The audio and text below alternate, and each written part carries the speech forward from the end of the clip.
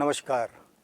Mafia सरगना अतीक अहमद का बेटा असद एसटीएफ के हाथों मारा गया।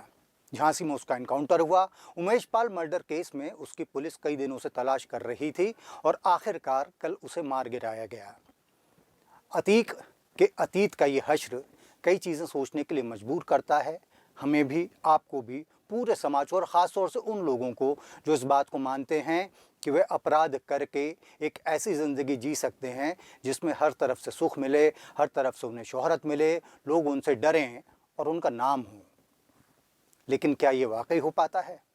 अतीक अहमद को देखिए, आज की तारीख में वो आदमी मीडिया के सामने इस बात की लगातार गुहार कर रहा है कि वो मिट्टी में मिल गया है, उसकी माफियागिरी ख़त्म हो गई है और उसके परिवार के लोगों को बख्श दिया जाए।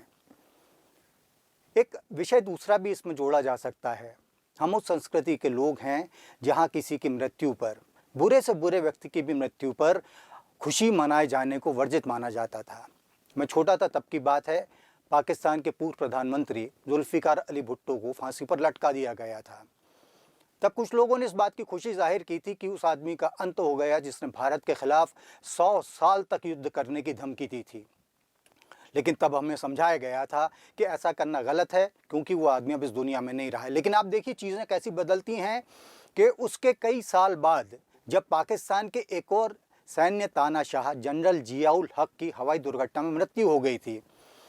हक भी उसी तरीके से भारत का दुश्मन था जिस तरीके से जुल्फ़िकार भुट्टो से लेकर तमाम पाकिस्तान के राजनीतिज्ञ होते चले आए हैं।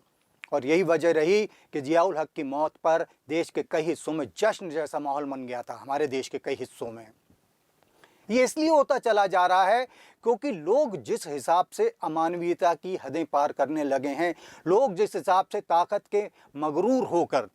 के चलते मगरूर होकर अपने आप को अपराजय मानने लगे हैं, ऐसे लोगों का जब अंत होता है तो लोग उसका उल्लास मनाते हैं, जश्न मनाते हैं।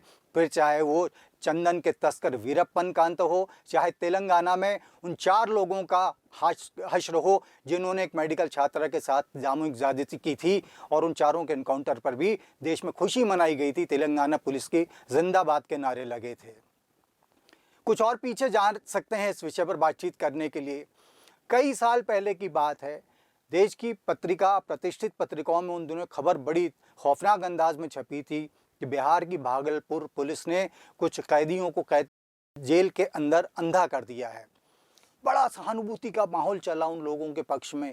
ये हुआ कि अपराधी थे भले ही, लेकिन उनका भी मानवाधिकार था, उनकी आंखें इस तरीके से नहीं निकाली जानी चाहिए थी।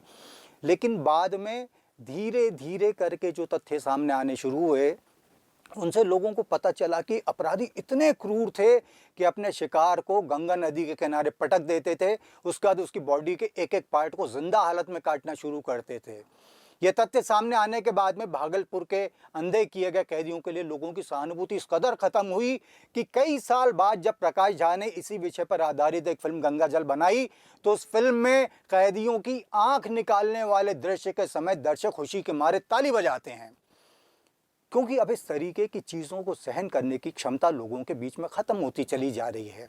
ये बात सही है कि हम में से अधिकतर ऐसी चीज़ों का प्रतिकार नहीं कर पाते, विरोध नहीं कर पाते, डर रहता है हमारे भीतर में। लेकिन जब इस तरीके के किसी भी एक तत्व का खात्मा होता है तो हमें खुशी होनी शुरू होती है।